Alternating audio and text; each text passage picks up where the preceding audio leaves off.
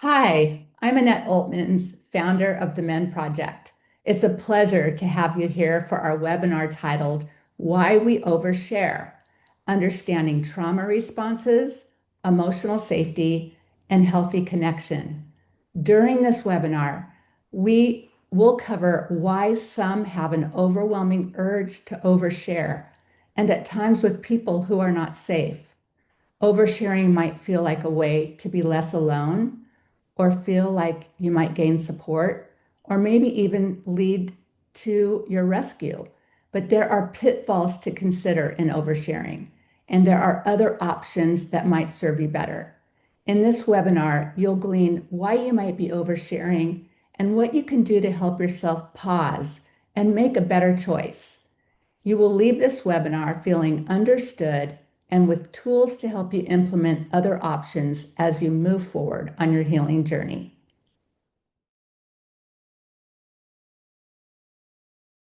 Hi, everyone. I'm Annette Altmans, founder of the Men Project, and it's so good to be with you here today for our webinar titled Why We Overshare, Understanding Trauma Responses, Emotional Safety, and Healthy Connection. Following the webinar, we're going to have a coaching call. So please register to join us for a more intimate setting where you can ask all of your questions. You'll find the link in the chat to register. We will be in an hour. This coaching call is going to start an hour and 15 minutes from now. So it gives you a little time, but you might want to go ahead and register. And in our coaching call, no question is off limits. It's possible we might get to some questions at the end of this webinar, but we're not going to spend a lot of time on that. So we encourage you to join what we call Restore. Please continue to connect with each other in the chat during the webinar. Our chats have become a space where many have felt safe and comfortable sharing parts of their story and have found validation and a sense of not being alone. This is a special community, so please take advantage of it by participating. We really love it when you interact and find the support that you're looking for. I want you to know that this webinar is recorded and it'll be emailed to you. So if you have to leave early or if you weren't able to attend today, you will receive an email. And all of our webinars, including our previous webinars, are available on our website, training and resource page, and on our YouTube channel. Okay, so let's get started. Many survivors of abuse notice patterns of oversharing at some point in their healing journey. Oversharing, it happens in all types of relationships. It can happen in friendships, in family dynamics, workplace conversations, and for some, even online. But what exactly is oversharing? It can look like sharing deeply personal experiences very quickly in a relationship, or it can be explaining painful history to people who have not yet earned that level of trust. It can feel relief while sharing, followed by regret afterwards. So, after oversharing, many survivors actually find themselves experiencing what we call a vulnerability hangover, thinking, why did I say all of that?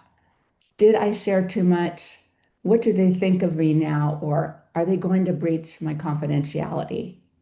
Before we explore this pattern further, it helps to begin with an important truth. Oversharing is often a survival response. It's a survival strategy. So the urge to overshare usually stems from early childhood attachment disruptions with the primary caregivers. So what does that mean? It's um, like for many people, it formed during seasons of life when emotional safety, validation, and healthy listening were limited or not really available. Healing begins when we approach patterns like this with compassion and curiosity. Let me just go back because I want to finish a thought.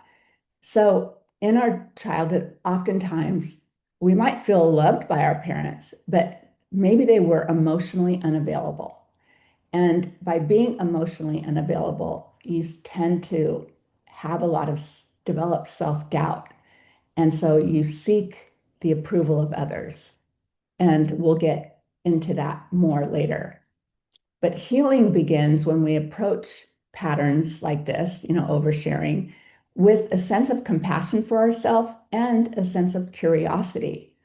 And I'll get into that too. So I want you to be kind to yourself as you explore this topic. And rather than feeling shame, curiosity means to explore internal reasons why you may have overshared. Okay, so oversharing is a disclosure of deeply personal details and experiences before enough relational safety or trust has developed.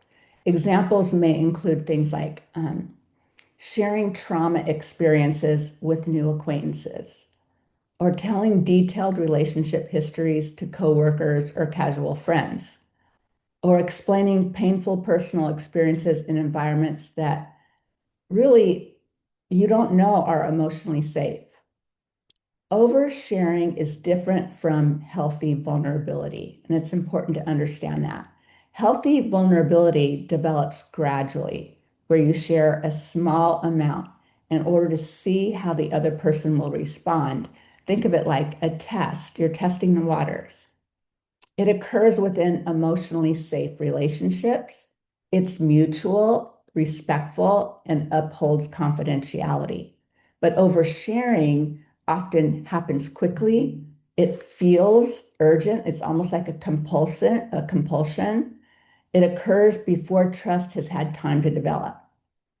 Understanding this difference helps survivors move toward healthier forms of connection. We all need connection. In fact, it's really difficult to heal in isolation. Connection provides us the support and validation that we need. So there's a fine line, and we're going to get into that more.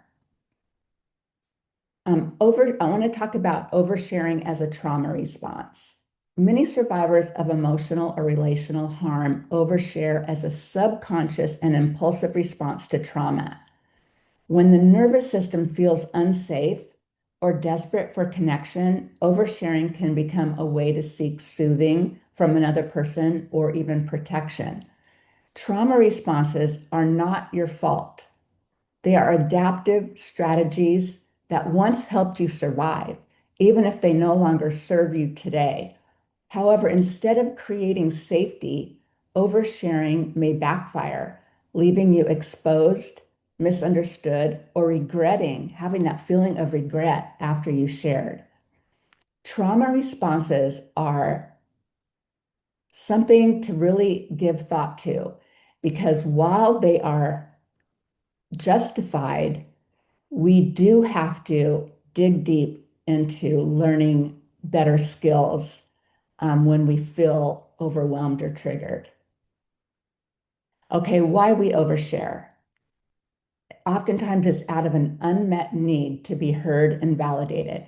Some reasons people overshare include like longing to be known, wanting someone to get it quickly, hoping that they're going to affirm your worth. It can come from a sense of loneliness or emotional hunger. I mean, think of it coming out of or still in emotionally abusive relationships. You feel very lonely in those relationships because you don't experience empathy or validation. So there's a hunger to connect. So we tend to speak without boundaries that protect you. It's oversharing is like a feeling that you're going to get emotional safety to fill a deep void. Or it can come out of a sense of anxiety or social discomfort, talking rapidly or revealing too much because silence feels threatening. You feel like you have to show up and spill your guts, even though you don't have to do that. It can come from self-love deficit, meaning that you believe your value depends on how others perceive you, and you're giving away too much of yourself to gain their approval. It's this need to be validated, this need to be um, to get others to approve you in order for you to feel good about yourself. It can come from something or someone that has triggered you. So that would be a lack of self-regulation. You haven't learned how to self-regulate yet, and you haven't learned healthy coping skills, which drives you to seek immediate approval or immediate comfort to soothe that trauma response. When these patterns become habitual, oversharing can erode self-respect and make it difficult to build stability or healthy mutual connections.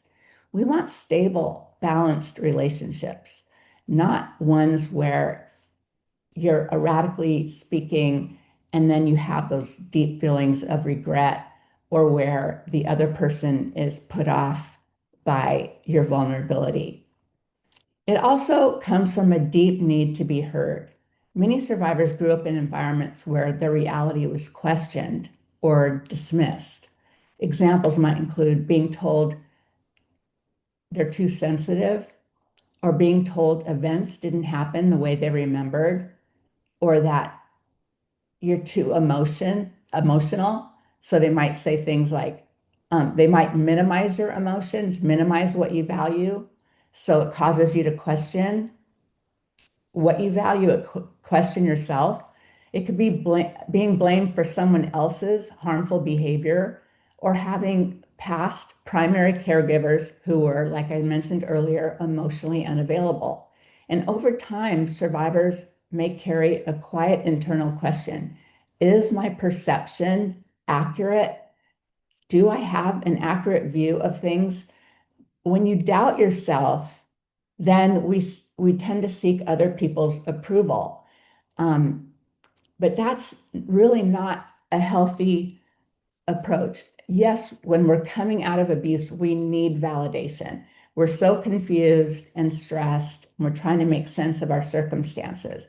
So I'm not talking about healthy vulnerability. I'm talking about, healthy vulnerability, like I established, is with a safe person. Um, and it's someone that you know is trustworthy. But oversharing is different. There might be a hope that someone will respond with words like, that should have not happened to you. I mean, and we all want to hear that. Or your experience makes sense. We want to hear that. You're not imagining things. We like that. What are you describing? What you are describing is not your fault. We want to hear that as well. So it comes from a need to hear these things. It's to be heard and understood, and that's deeply human. But the challenge is not every person has the capacity. Not every person has a listening capacity. Not every person feels as close to you as what you are sharing with them. So emotional safety or maturity to receive a survivor's story with care depends, on the other person. And so oversharing with somebody who doesn't have that capacity is not, it's just not wise. It can come back to hurt you. Sometimes boundaries were not modeled to you. Some survivors grew up in environments where healthy boundaries were just not a part of daily family life.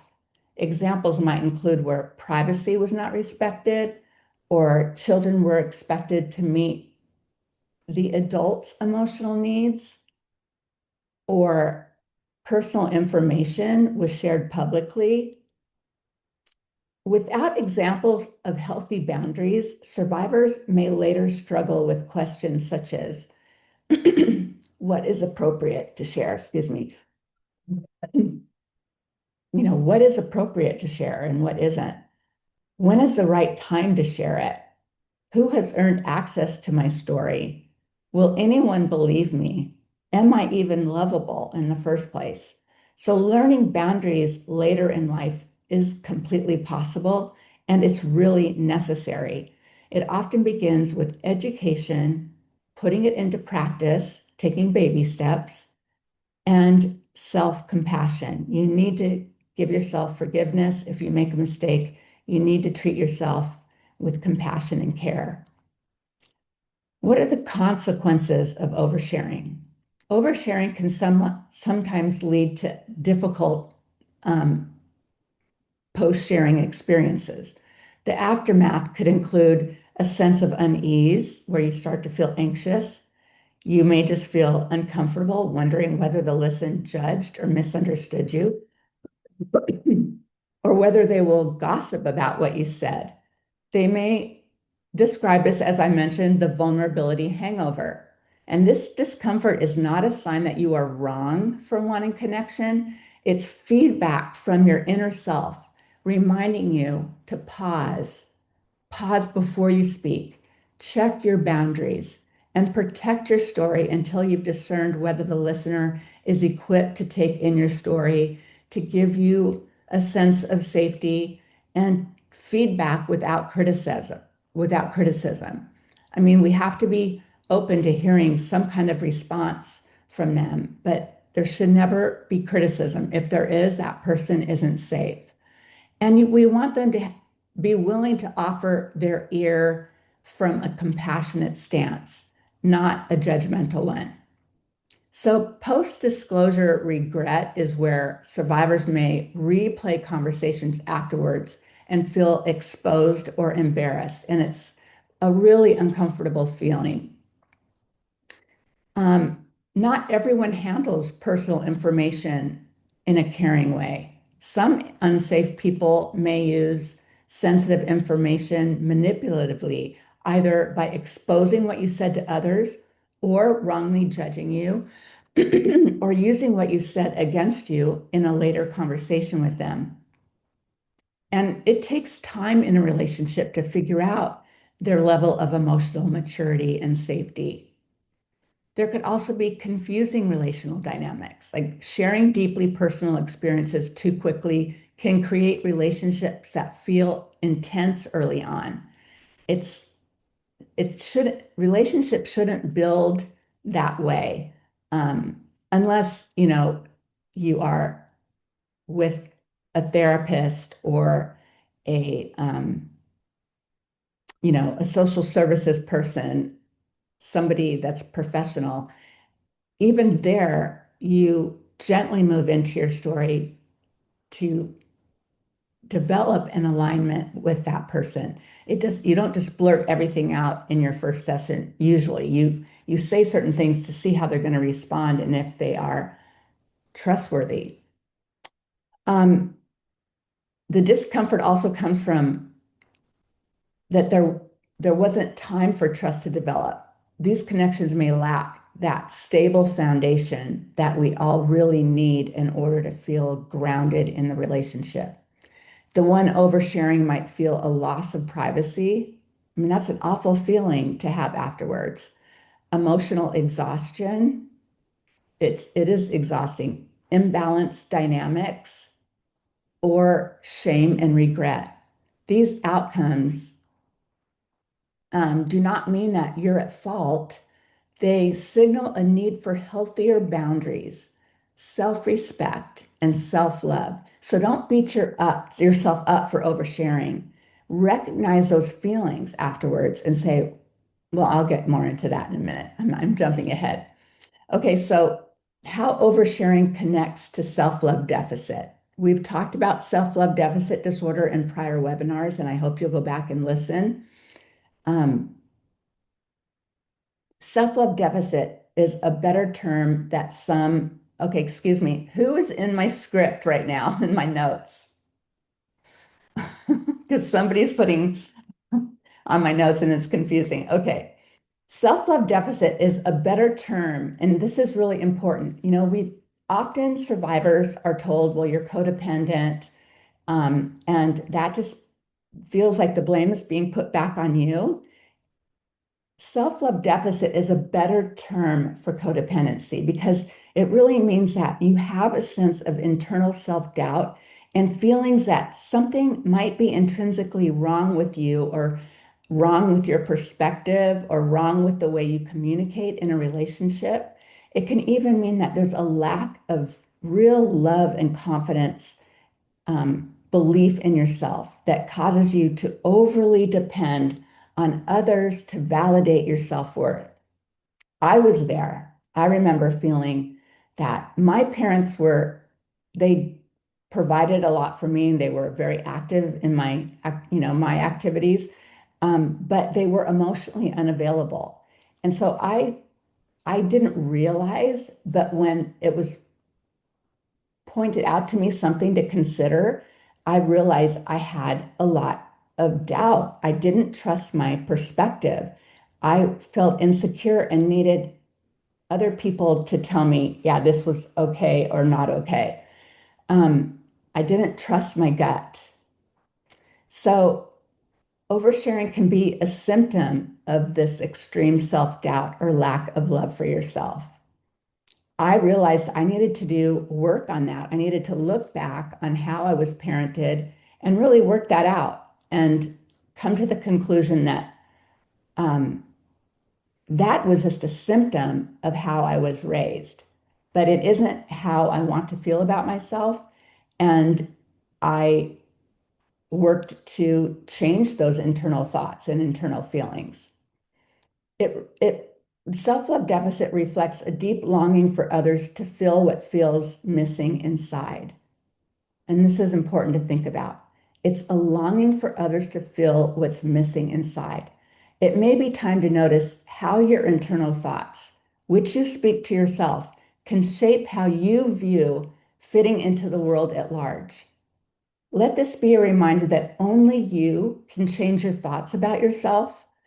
Um, it's something that, well, yes, it helps to receive validation, but there comes a point where if you're oversharing and you're really seeking too much from others, if you're putting too much stock in what other people think and say, it's time to start changing those internal thoughts about yourself.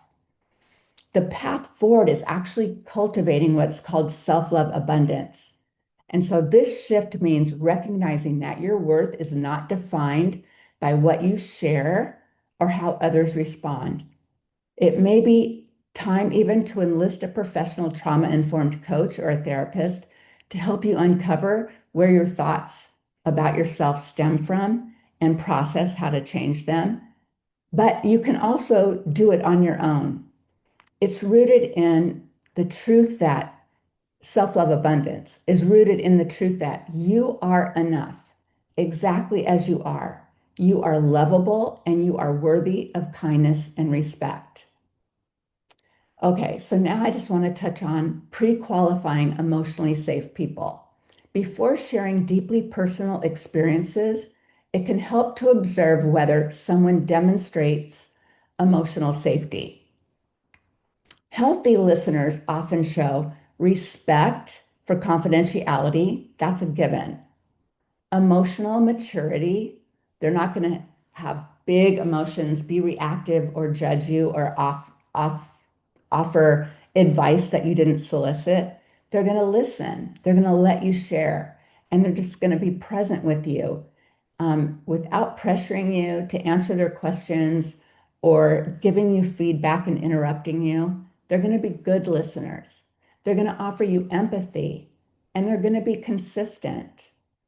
They're not going to be present themselves one way one day and a different way another day. They're going to be consistently patient listeners. They're going to show healthy boundaries. And like I said, the ability to listen without judgment. If you feel condemned or criticized, you need to know that it's time to step away from that person. Maybe not totally, but stop confiding in them. That is not what you need at a time when you're out of sorts and trying to find solid ground. Trust develops through patterns over time where you see how another person shows up for you. Instead of sharing everything immediately, it can help to notice how someone responds to smaller disclosures. Do they question you? Do they um, interrupt you? Do they hijack the conversation and say, well, let me tell you about me, and start dumping on you instead of being able to listen? There's all kinds of little red flags that you'll notice that make you feel uncomfortable. And so Giving smaller disclosures will help you discern whether they're safe to share more with or not. You want to observe whether they respect privacy, and you want to pay attention to how they respond when someone is vulnerable. Do they seem like they're off put? Do they change the conversation, quickly change the subject? Do they share vulnerabilities with you? Is it a mutually, is it a balanced relationship or is it one-sided? Your story deserves emotionally safe listeners where there is balance in the relationship, where it is predictable and safe. Recognizing oversharing without shame is what I want you to think about right now. The goal is not to criticize yourself. I've done that, so I understand.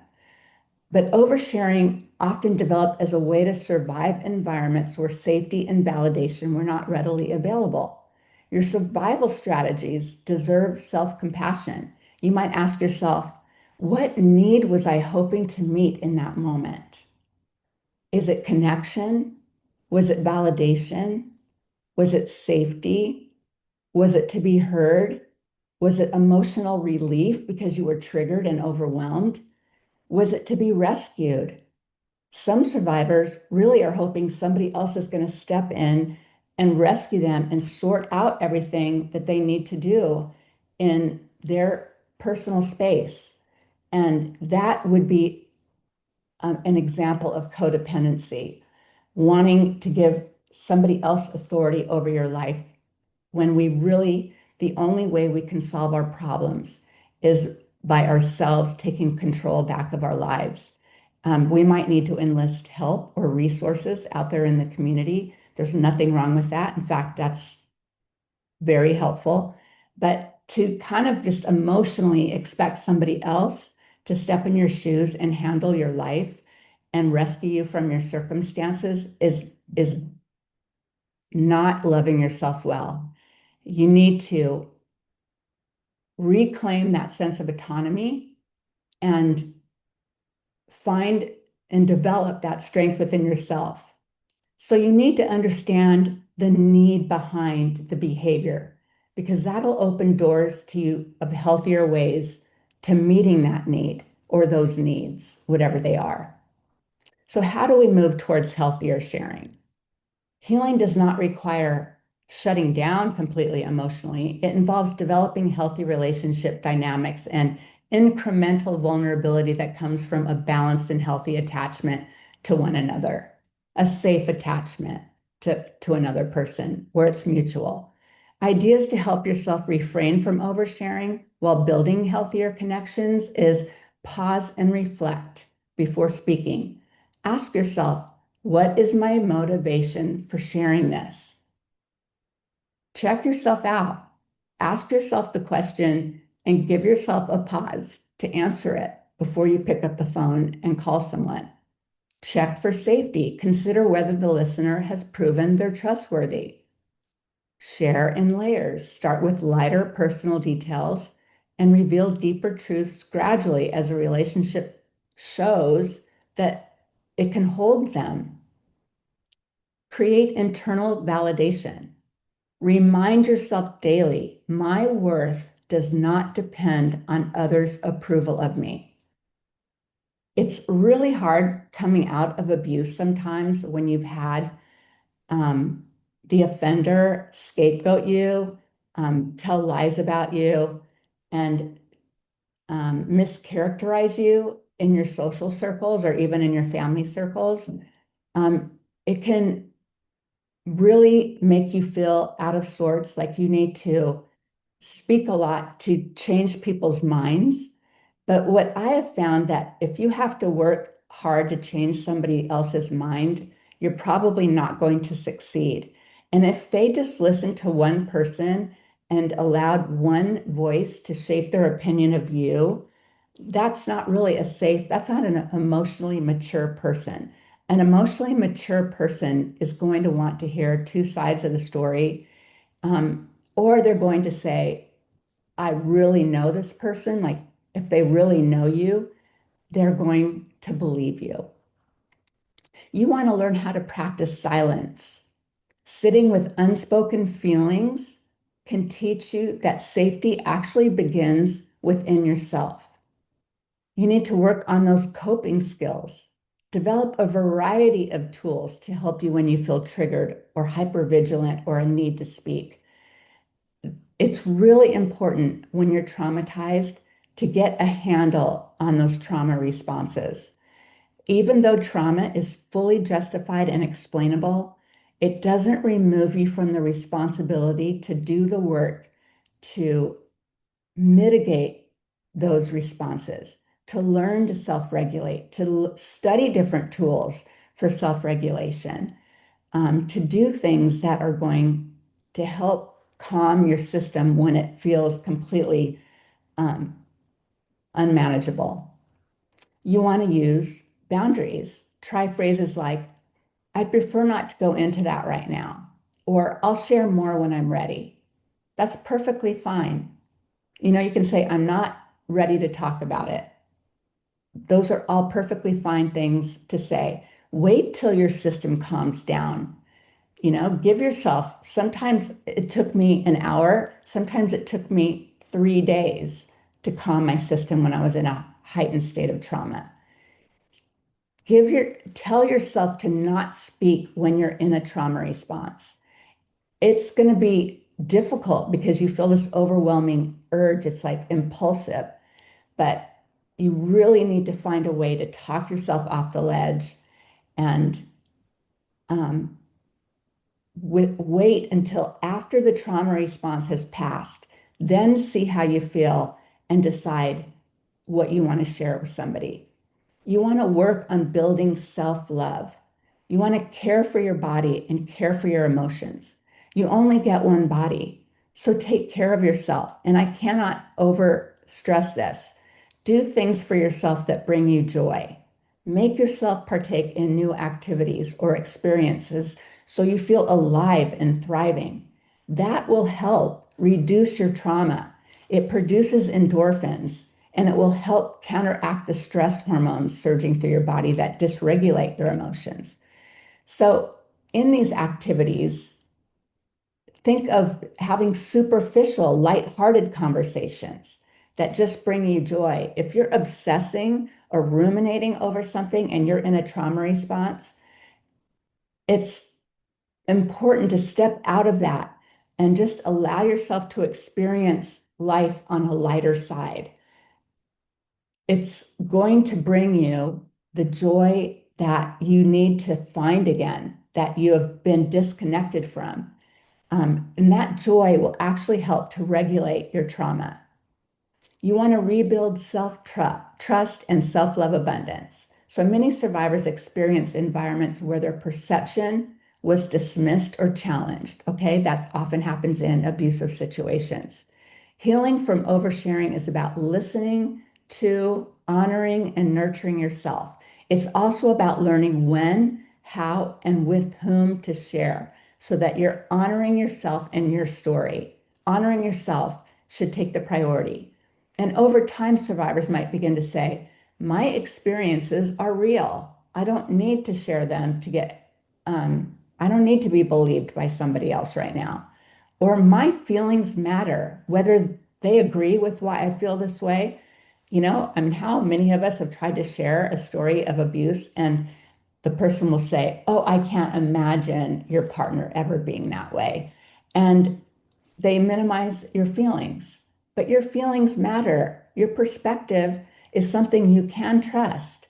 You are the adult in your life. Don't depend on others to give yourself approval. That's something to say to yourself. I'm the adult in my life. I don't need to depend on others to give me approval. Tell yourself that. This growing internal stability creates a stronger foundation for relationships. You'll show up a lot better, not only for yourself, but for others.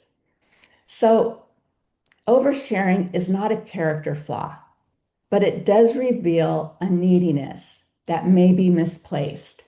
If you've shared too much, too soon, or with unsafe people in the past, it doesn't mean that you've failed. It means your heart longs for connection and healing. We all want that. We all want to have connection and we all want healing. It's an ongoing process throughout life. Take the time to do the work on your internal beliefs and your internal thoughts about yourself. Work on getting stronger, work on resiliency. And as you continue your journey, approach yourself with compassion, stay curious about your patterns, don't judge them, and cultivate self love abundance. Okay, now I want to talk about that we do offer a wonderful course, Finding Clarity and Healing in Difficult, Confusing, or Abusive Relationships. It's an online course. I highly recommend that you take it because it will save you a year of needing to talk to people to process. It'll save you, many graduates say it saved them a year of traditional therapy because it gave them such a comprehensive education about the nuances in the relationship, about these thought processes and about the way the offender thinks and so much more, that it brought them so much clarity they didn't need to go through all that processing. They felt so clear and confident, and it jump-started them on their healing journey. So I really encourage you to take it. And I would love for you to join us in our coaching community immediately following this. I ended early, so I have some time for questions if you have anything that you would like to talk about. Yes, Annette, we have extra time today, which is kind of nice. We do have some questions here. So I'm going to go ahead and start. Let me scroll up to get the first one I see. Okay. Actually, this might be a comment. It says, I'm having a real problem with what Annette is talking about right now. And I wanted you to know that a lot of people are like, I overshare. I struggle with oversharing. It's so common. And I think it's even common outside of just being a survivor of trauma or abuse. I think oversharing is a common thing that a lot of people experience. So you're definitely not alone. And so it says, I'm trying so hard to stop oversharing. It feels really it feels validating with people trained in abuse. But if they are not, it can feel so challenging. Then I find I keep trying to explain and I go on oversharing even more, which is so common. It's like you'll catch yourself and then you keep going to try to explain the oversharing. Almost, it's like this catch that you find yourself in. And sometimes, and maybe you can give a tip on that, Annette, of like, if you're catching yourself in that moment, maybe you can have a saying that you tell yourself or a pause or a pivot that gets you to stop, that interrupts that. Well, first, I want to say if you have a friend that wants to understand about abuse, sit down with them without sharing your personal story. Sit down with them with our terms and definitions that you can find on our tools and resources page and our maze of confusion. And maybe even we have the pillars of abuse, which outlines the mindset of the offender. Sit down with those three tools and say, this is what hidden forms of emotional abuse look like. And be a third party objective person. Don't say, this is what I'm experiencing. Just say, I just want to explain the concept of hidden forms of emotional abuse. And you go through the terms and definitions first, and then you go through the maze of confusion, and then you go through the mindset of the offender, the pillars of abuse. And you just do a generic conversation. That would be one way to share where you are not bringing your personal situation into it. You're educating them. So that can be a way to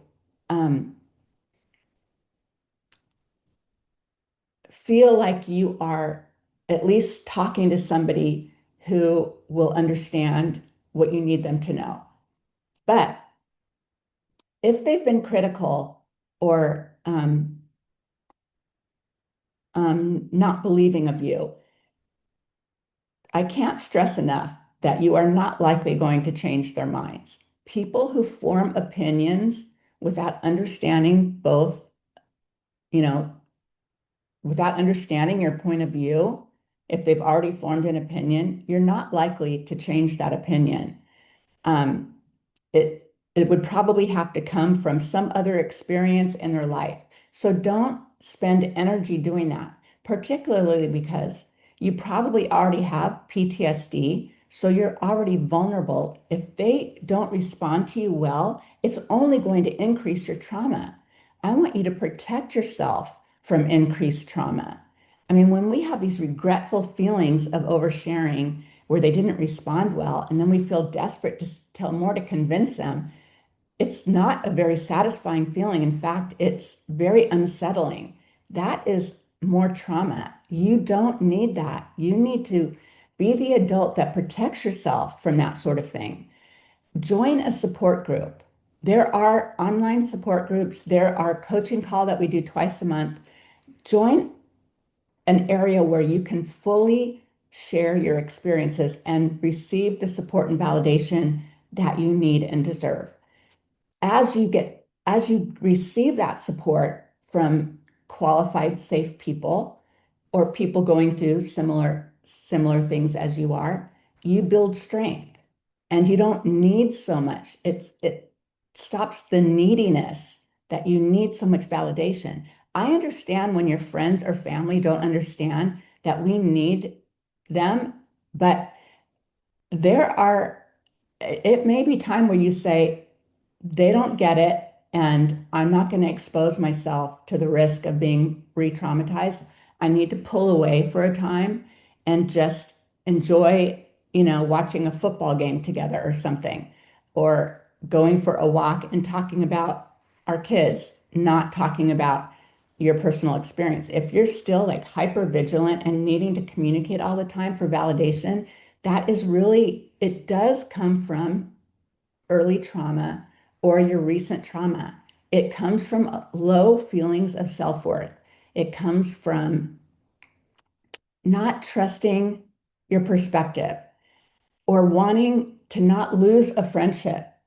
It's painful to lose friendships. I lost friendships.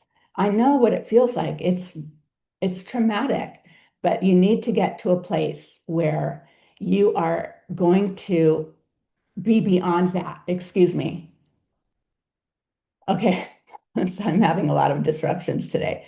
Um, so it's something that you need to build within yourself, that sense of protection, that you're not going to expose yourself to what can harm you further. And you have to accept that you may lose friends. It is very sad, but there are, I mean, for me, I reached out. My Christian friends were more harmful than my secular friends. I reached more out to my secular friends who really got it and were very supportive. And I found that to be, it really hurt me because I felt like I was in a closer community with my Christian friends. And so when some of them really let me down, it it affected my, it was like spiritually effective, impactful, hurtful towards me. So I understand that it is very painful, but you have to just put your pants on and be tough and say, you know what? I can't control other people. I can only control myself. I know what's true. I know what's right. And I just need to toughen up, put on the Teflon, and move on to somebody else, to move on to a therapist, a support group, somewhere else where I'm going to, and just keep my mouth shut and only share with people that are really going to be able to show up well. That's being responsible. That's setting good boundaries for yourself. I hope that makes sense. Yes, really good. I want to read you. I'm going to read you two comments and then a question, and they're all Sure. from a couple of different people. And so one says the double abuse was driving me crazy. I had to cut off two very close friends because of it. I even tried to give one of them the pamphlet on double abuse, and it didn't work. It's sad actually because I think she truly wanted to help, and she just didn't know how. And then somebody had responded that they were so sorry, and it's definitely reality skewing to endure double abuse of close ones. And then the original person who made the original comment said, "Do you have any suggestions for helping people to understand what double abuse is?" Well, I think that what's better to do, because if you're experiencing double abuse and then you like tell them you're doubly abusing me, they're likely to be defensive. Because if they're doubly abusing you in the first place, that tells me they're emotionally immature. They don't have a high enough emotional IQ. So you are trying to get something from a person that might not be capable. You might not have realized how emotionally compromised they were before because you never really um, had to go through a challenging experience with them. So it didn't show up. But I mean, I had this happen. I had a very old friend and she just didn't get it. And um, I just felt cut off all the time. And I just had to quit sharing because it was too traumatizing. Um, so I don't think you should try to convince somebody who's doing that. I think you need to accept that they just don't have the capacity. You know, you could say, what I really need for you is not questions, it's not judgment, it's not criticism. What I need is compassion. And the specific kind of compassion I need is a good listener, that you're just patient and let me process out loud with you. I'm just regurgitating my thoughts because it's been so confusing. I need you to validate me, and I need you to just allow me the space and time to express myself to a compassionate ear without interruptions, without, because all of that is disconcerting. I lose my place in what I was going to talk about. It gives me anxiety because I'm so traumatized by everything. You can try that, but I did, and it didn't work. Because it had not to do with the way that I presented it. I was very thoughtful. In fact, years later, I went back to read the letter that I wrote, and it was very accurate and thoughtful and kind. They just didn't have the capacity. So you don't want to keep barking up the wrong tree, trying to get blood out of a turnip or whatever cliche you want to use. It's not going to be good for you because it's going to be more traumatizing. So it's better if you just close the blinds a little bit and limit the scope of what you discuss with that person and lean into a support group. Um, you're not going to convince everyone. Some people are going to think bad things of you that aren't true. And you're going to have to just put, the Teflon on and say, wait till you get stronger. You're vulnerable right now. Wait till you are in a stronger place where you can actually stand up and say, like I eventually got to, look, I was judged and it was not, your judgment wasn't accurate. And I had to just protect myself. Or you can say, I know it was hard for you to understand, and I'm sorry that you didn't get it, but um, I needed to withdraw until I had gotten stronger and got to a better place. I was in a hard place and I needed to hunker down and limit who I spoke to or whatever. If they're going to think bad things of you, you can just say, that's your perspective, but you're not walking in my shoes and you don't know what I went through. You don't know what goes on behind closed doors. It's that simple. You just say something, or you can say nothing. You can just go on in the future and be civilized and never have a deep conversation with them again. But you can't try to convince somebody to come over to your side without risking a lot of trauma. And it professional, I'm not the only professional saying this, it usually doesn't work. So it's better to seek support by people who can show up well for you. Really good. Really good. I'm looking at some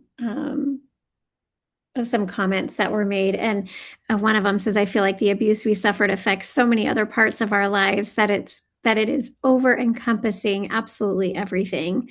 I wish more people knew about covert abuse and how to help." And several people agreed.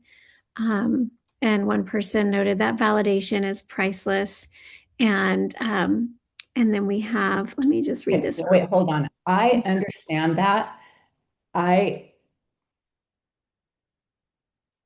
To begin the process of getting stronger, often there's nothing more healing than validation.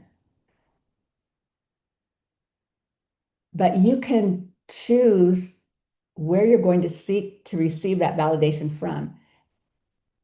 You don't have to share it with all your closest friends. You just need to, it's important to discern in advance, are they capable of showing up for me well? If they might not be, you're taking a risk and you need to calculate that. Do you want to experience double abuse? That is going to be very traumatizing. So you need to be the own adult, be the mature person in your head that says, I need to be very calculated about who I share with. And I so encourage you that rough time when you're sorting out what has happened and you're so vulnerable and broken down, take our course. I promise you, it will jumpstart you through a lot of this self-doubt, weakness, need to be validated. It will literally push you past a lot of that. It's investing in yourself, educate yourself. There are things that I can't get all into in one webinar that we do go through. We beta tested it for 4 years. We know that these lessons work to jumpstart you in your healing process. Do that for yourself. Otherwise, you're going to spend, a year, 18 months, 2 years feeling this needy feeling to be validated. It's yucky. It feels horrible. I want you to get beyond that. And you will get beyond that eventually. But you can either do it fast by taking our course, or it's going to extend out over a long period of time. But I also encourage you to join a support group. There's a lot of online support groups, and it will really help you. I promise you, it's going to, you will learn so much from people that are a little further along from you, and you are going to learn from people who are not as far along as you. You're going to hear things in the ones who are less far along as you. You're going to hear things that they say, and you're going to go, oh, God, I was just there a month ago. I'm so glad I'm not there anymore. And you're going to hear people that have been steps ahead, and you say, oh, aha, that's where I want to go. That's what I want to be doing. It's going to help you a lot. So I really encourage that. Really Oh, good. you're going to say something else, Jill. Yeah, yeah. Oh, you are, or Oh, I'm sorry. you were. I stopped you from sharing the Oh, next comment. yeah, yeah, yeah. Well, I just wanted to tell you that somebody said you are explaining everything so well. Thank you. So I wanted you to Oh, know thank that. you. I'm Because glad it's resonating with you. yeah, and we're having a few more questions come in. I'm gonna read one, and then Annette, we might need to pivot to coaching call possibly after you answer. So keep an eye on the time. Okay. I'm gonna read this question here. It says, "What's the best, most helpful, and appropriate way you could recommend to deal with the family members of the abuser, my husband, and our mutual friends, after they have been told the story of the abuser?" Who is skilled in lying and blame, been told the story of the abuser who is skilled in lying and blame shifting. None of them, it says, none of them haven't asked me yet what happened or something like that. And I'm wondering if that none of them have asked me yet. I'm wondering if it's the story's been told by the abuser, because as I read the question again out From loud, the abuser or by yeah. the abuser. Um, you can, if you want to, you can pick up the phone and call each person if you want, or you can just not say anything at all. But you can call and just say one line sentence. I want you to know that it's been reported that my spouse has said this, that, or that. It's not true. Um, um, Something very different is going on behind closed doors, and I'm not ready to talk about it. But please don't judge me. I need I would love to have um, our friendship not be affected by this, but I'm not ready to talk about it. Something like that. You don't need to go explaining yourself. I mean, if there's one or two or three people that you really feel close to, I don't think I would share it with his family members. Um, But you might have like maybe his sister or somebody that you're really close to is open to hearing. But my experience is, blood's thicker than water, as they say, and they usually align with their blood relative. And it's a lot of work to have to communicate all of this. It's emotionally exhausting and you may be rejected. So you always have to consider that risk. But you can just do a one-line thing. It's not what's going on behind closed doors. I'm not ready to talk about it, but I hope that it doesn't impact our relationship. Something like that. It's going to make you sound balanced, strong, and unwavering. You are having good boundaries, you are confident in your voice, and just say it in a strong way, very matter of fact, and short and sweet. That's what I would do. Okay, I'm gonna run one more question to you, Annette, because somebody else is really wanting their question answered while we're here. So I'm gonna run it to you real quick. We have a few minutes. It says, how do you handle this when your own teens have done this to you due to coercive control and parental alienation with their father, and you are trying to connect with them during a very recent separation, but they believe all of his projected lies? We were married for 20 years, and I said no more 3 months ago, and this is my life right now. And so what do we do when it's, your own teens? First off, I just want to say to all of you, I'm so sorry that you're going through this. I truly know how painful it is. And when your children don't believe you and they believe the false narrative, I know it is so painful and it's traumatic, and you don't want to lose those relationships. But you have to understand that he has been grooming them all these years. All the snide comments behind your back. Your mother's crazy, or she's so unstable, or here goes your mother again screaming, and, you know, just really twisting their thought process, that coercive control. You have to understand that they are kids and this is your problem between you and your spouse.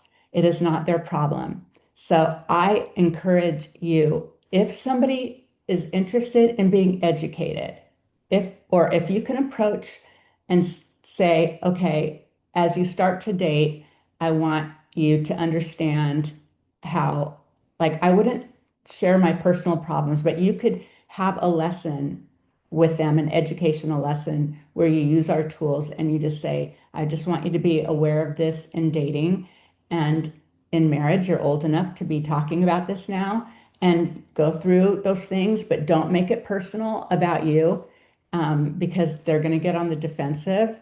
And if they receive it well, you can say, I don't want to say anything to disparage your father, but this is what I have been experiencing. And it's very confusing and complicated. And so I'm not going to bother you. I don't want to burden you. It's not your problem. I just want to be here for you because you're the most important people in my life. And put them first, put their needs first.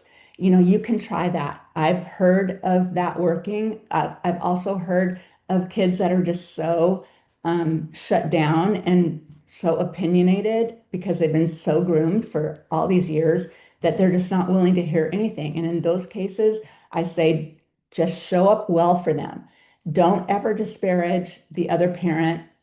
Um, if there's something you have to tell them, then tell them. But, or you might just say something like, it's not all what your father says. There's so much more going on behind the scenes that are very different. But I don't want to burden you because my focus is not on my step. I want to be here to support you. If the person who shows up for them and is supporting them and not burdening them, the kids eventually, you know, many of them eventually see this is the safe parent. The other person is dumping all this stuff on me all the time. This one is more comfortable to be around. So that's what I recommend. And we do have a couple of webinars. Um, we just did some with Christine Cocciola, and I'm trying to think. We've done another one. I can't remember the subject, but you'll see when you look for it that it's about how to show up well for your kids that have been traumatized too. That's the best that I have for right now. I know we're at the hour, so we need to close, but I hope you'll join our coaching call in 15 minutes. And if not, thank you for being here today. I hope that going through these tough times, I don't judge yourself, but please take really good care of yourself because that's the most important thing. All right. Bye-bye.